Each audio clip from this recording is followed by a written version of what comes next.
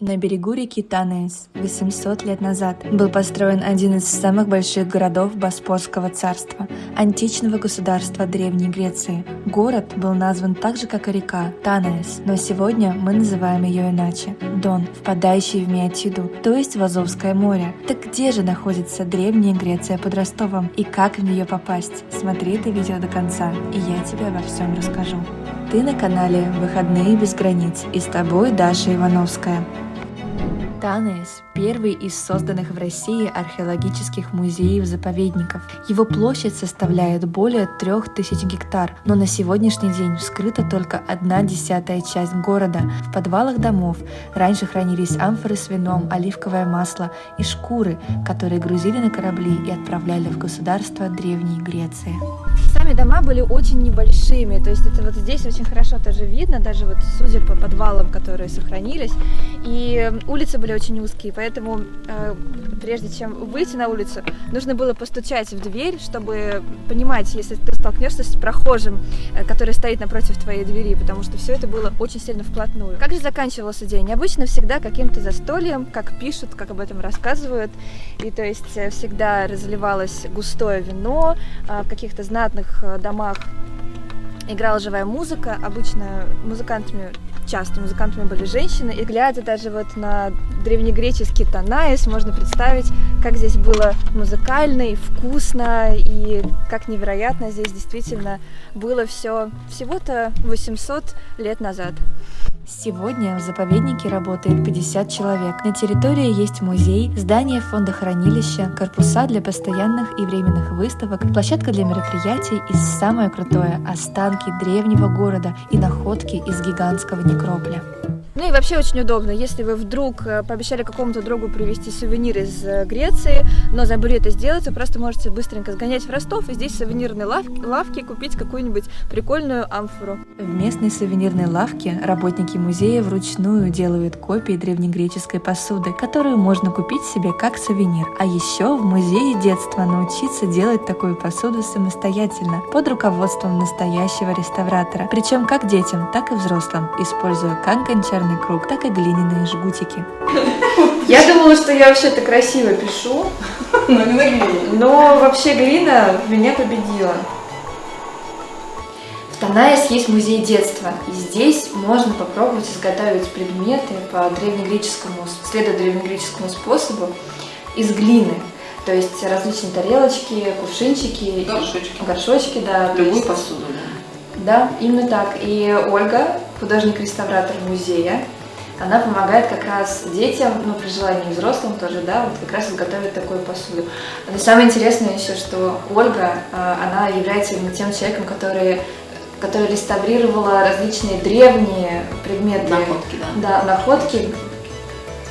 То есть различные, то есть тоже кувшины и так далее. Да? Предметы, которые хранятся в музее, которые используются для выставок. Да. То есть которые здесь можно увидеть в музее. Поменялась, да, форма посуды и поменялось ее название. То есть если вначале у нас была тарелочка, теперь у нас миска. Покажите свою миску.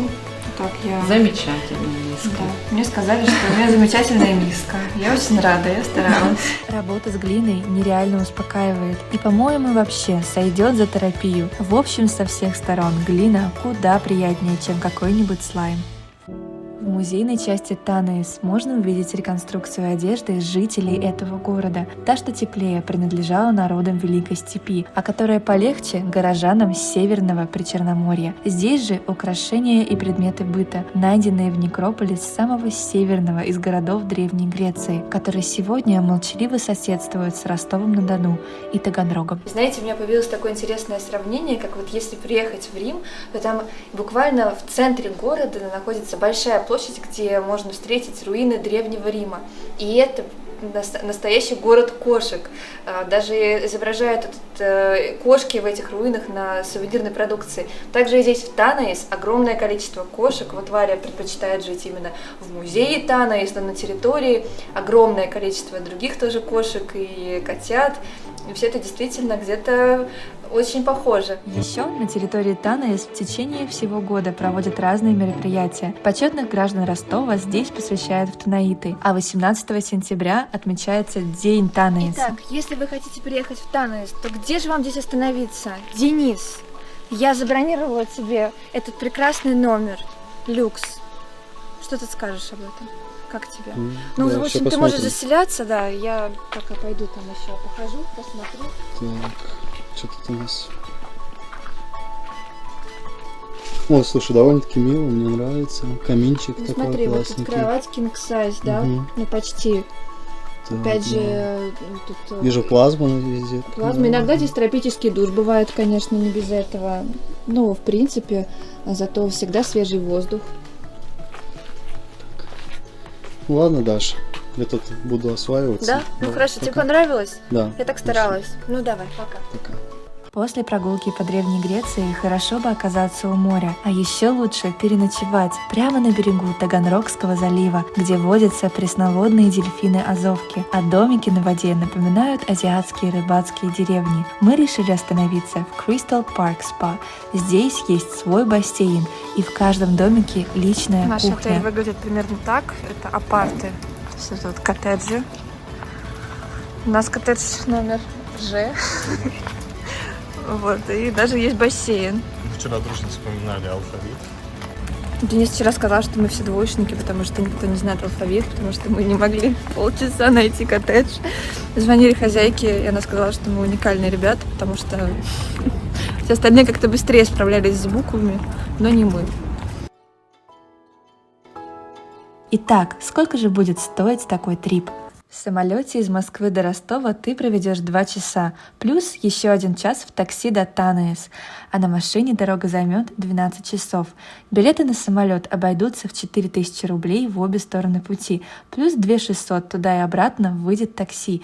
Билеты на поезд будут стоить 6000 рублей в обе стороны пути, а такси от вокзала в обе стороны обойдется в 1800 рублей. Арендовать домик в Crystal Park Spa можно уже за 2500 за ночь с парным размещением без завтрака. 2 раза поесть в ресторане у Азовского моря – это 1000 рублей. Прикупить сувенирную амфору можно за 300 рублей. Билет в музей обойдется в 350 рублей. Приятно, что искупаться в море можно бесплатно. Все вместе выйдет 10 000 рублей за 1 день и 1 ночь пребывания. На этом все. В следующем выпуске я расскажу тебе, где в России можно искупаться в море даже зимой. И нет, я не про Сочи и не про Крым. Подписывайся на канал и не пропусти. Планирую свой крутой уикенд вместе с нами.